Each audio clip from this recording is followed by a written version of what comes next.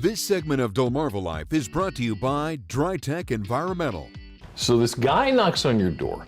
He tells you he's qualified to work on your crawl space. Well, boom, it just so happens you need some crawl space work done. Well, he can do this and he can do that, and all for the low price of insert number here. It sounds too good to be true, but he shows up. He collects a check. He says, listen, I got to run out for something. I'll be right back.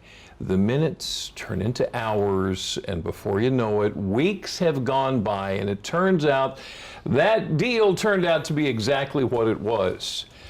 Too good to be true. But not with this guy. This is Austin Ireland. He is the president of Dry-Tek Environmental. Thanks for joining us this afternoon. Thank you for having me, Jimmy. Good to talk to you. So, we just described the situation that unfortunately happens all too often. A homeowner who's talking to an unlicensed contractor, which can really turn into a scary situation. It can. I see it all the time. I see really? a lot of unlicensed contractors, unfortunately. Yeah. Unfortunately.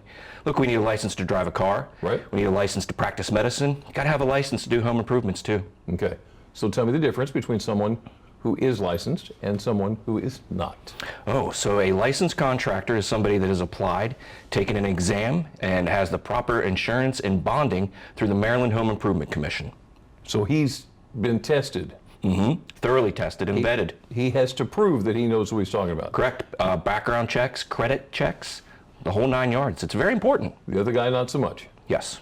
And it happens too much. Too much. Do you wind up following them around and trying to repair what got messed up? I do actually. We run into that a lot, where the homeowner will take a check, and just like you described, and they won't come back. Or a lot of what we see is poor workmanship, where we come back and actually fix what they've already started. Now, so how can this makes sense to me. It makes perfect sense. Someone who's vetted by a third party. Mm-hmm. This guy knows how can the homeowner determine whether or not someone is everything you just described, tested, insured, bonded, knows what he's doing, and separate them from somebody who's not, and you can just kick them off the porch? That's a great question, and it's really easy. So the Maryland Home Improvement Commission makes it easy. They have a query on their website where you could go in and you can type in either the contractor's name, mm-hmm. the business name, or where the contractor's located, and it'll tell you if they're licensed right there. It's really easy. It really is. Okay. Mm-hmm. It's that easy. So, and we're not just talking crawl space. This can happen anywhere on the house. Any type of home improvement. Roofing, a good colleague of mine at Spicer Brothers, mm-hmm. he runs into it a lot with roofs. Any type of home improvement has to be licensed. Okay, so any stories you can tell me? Because I know you must have run into something horrible.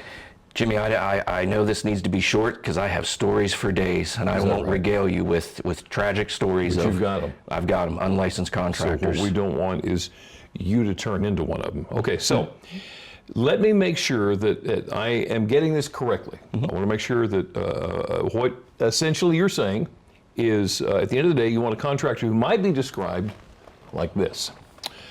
Called to say he was on the way, arrived on time, started work immediately, very professional, bagged up debris and had truck to carry away, did everything in contract, answered all my questions when job was completed, took pictures and explained everything to me, and sent same to my computer.